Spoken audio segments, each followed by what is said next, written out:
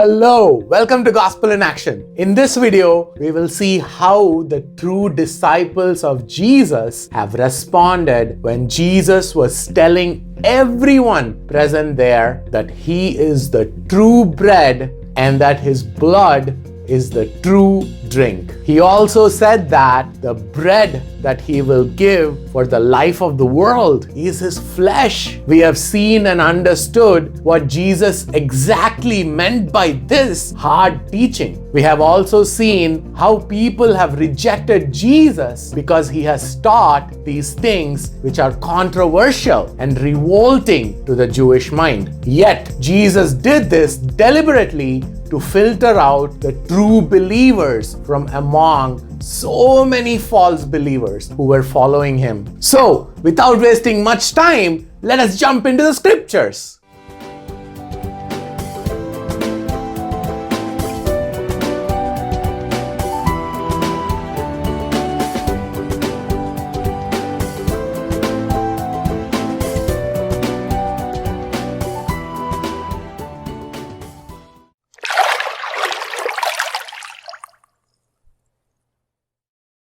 If this is your first time visiting, please consider hitting that like button below and be a blessing to someone else as well. Please consider subscribing to this channel, as that will be our motivation to continue producing amazing content right from the Bible. Now, let us read verse 60. When many of his disciples heard it, they said, "This is a hard saying. Who can listen to it?" As I said earlier, what Jesus taught here was a hard teaching. So even his true disciples did not fully understand what Jesus meant. This is because they lacked the complete knowledge of the truth of the gospel by then. Yet they trusted Jesus because of the works that he did. Jesus taught all this anyway to separate the true disciples from among the false ones. This is why the verse says, many of his disciples, which includes both the true and the false disciples, said to each other, "This is a hard saying, and who can listen to it?" What they were really saying is that even if they listened and understood it, who can accept it? As I said here, John used the word disciples in a broader sense. He was not talking about just those 12 disciples of Jesus. And so it includes the false disciples as well. The false disciples are those people who follow Jesus for material benefits only, or those people who follow him to just witness the signs and wonders and hope to receive one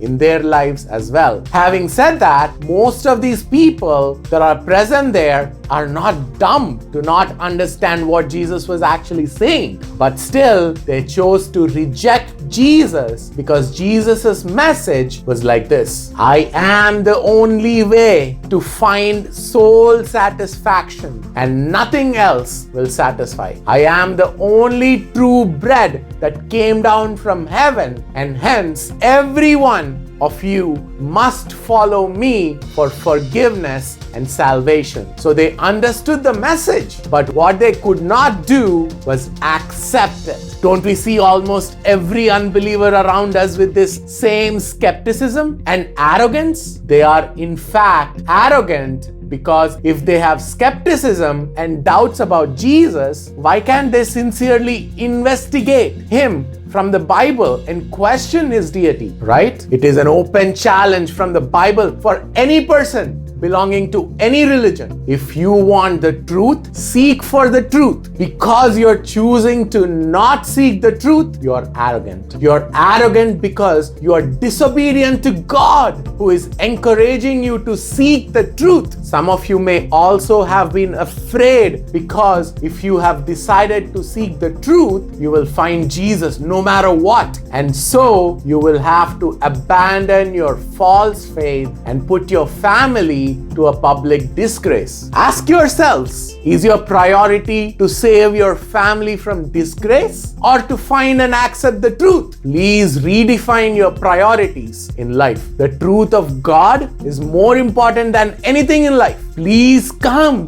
to Jesus today while there is still time. Anyway, let us see how Jesus responded to the Jewish ignorance and arrogance. Let us read verse 61. But Jesus, knowing in himself that his disciples were grumbling about this, said to them, "Do you take offense at this? Then what if you were to see the Son of Man ascending to where he was before?" Then Jesus asked them, "Did it offend you when I said that I am the only way to God and no one comes to God except through me? Did it offend you when I talked about me being the true bread and my blood being the true drink? All right, if that is the case now, what are you going to do when one day I ascend to the right hand of my Father on high, and when one day you will have to answer before me, that is on the day of judgment? What about then? Did we not study this in detail in the previous series that I made, that is Revelation in 1 hour series? If you did not watch it, I highly recommend you to watch it here, and the link is in the description. Let me tell you something very important now. It is far better to be offended now by Jesus and to get over it than to be offended by him on the day of judgment. It is going to be a horrifying and brutal for all unbelievers. Please think about it. In fact, let me tell you that the gospel itself is offensive to those who are self-seeking, because it unseats self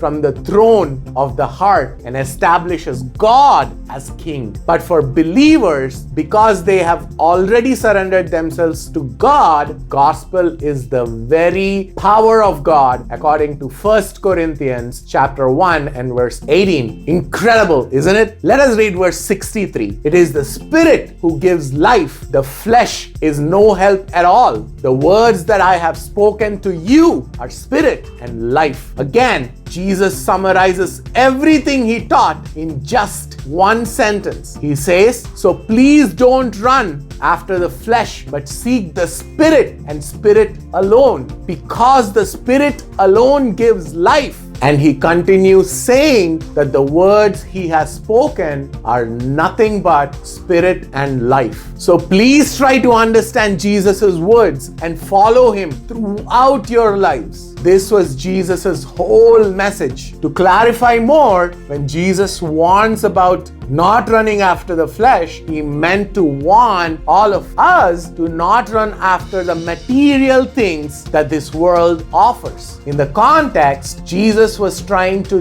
draw their attention away from the material bread and the earthly kingdoms. We have discussed this earlier in this chapter. They are important, but they should not be our priority in this world. Remember, Jesus said that man shall not live by bread alone, but by every word that comes from the mouth of God, in Matthew chapter 4 and verse 4. So whatever you do in this world, you must do it for the glory of Jesus, the creator of the entire universe. This is why it is far more important to study the Bible regularly. Otherwise, how will we know what to do to lift up our hearts and minds to the realm of the Spirit? Paul also says, so whether you eat or drink or whatever you do, do it all to the glory of God in 1 Corinthians chapter 10 and verse 31. Yes,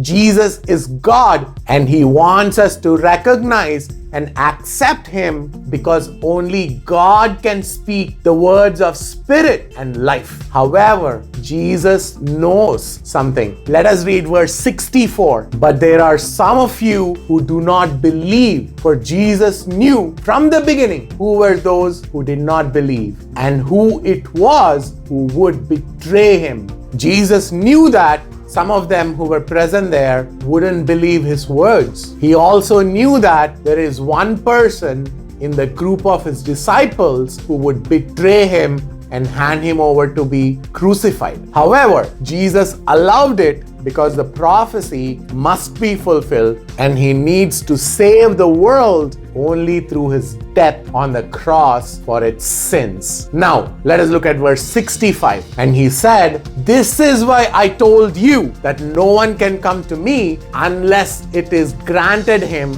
by the Father." Yes, as discussed before, no one can come to Jesus unless it is revealed to him by the Father, who says to him that the food source that he was searching for is found in Jesus Christ alone. That is the good news of Christ and is called the gospel or the message of the cross. However, many people will reject God and his call because of the great deception of Satan. That's what happened after this. Look at verse 66. After this, many of his disciples turned back and no longer walked with him. We know that Jesus was teaching all this in a synagogue. When these Jewish people heard the whole teaching of Jesus, many of them stood up, turned back, and no longer listened to what he said. They were offended by Jesus' teaching. They said among themselves, "We won't listen to such things. Who does he think he is?" When these Jewish leaders walked out, they took the rest of the people